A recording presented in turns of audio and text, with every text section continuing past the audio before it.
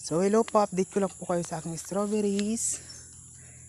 Ito na po yung mga palabas na mga bulaklak po noon. Nagbuka na po sila. At yung iba ay may bunga na. Ayan. Pagkatapos ko lang po silang gamasan. Ayan.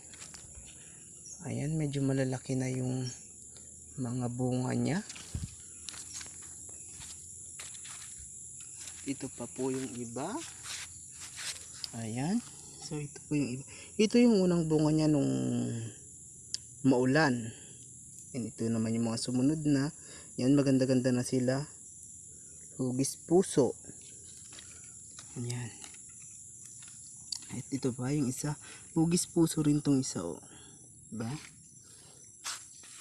Ayun yung iba, mga bulaklak pa lang. Pabuka pa lang yung mga bulaklak nila.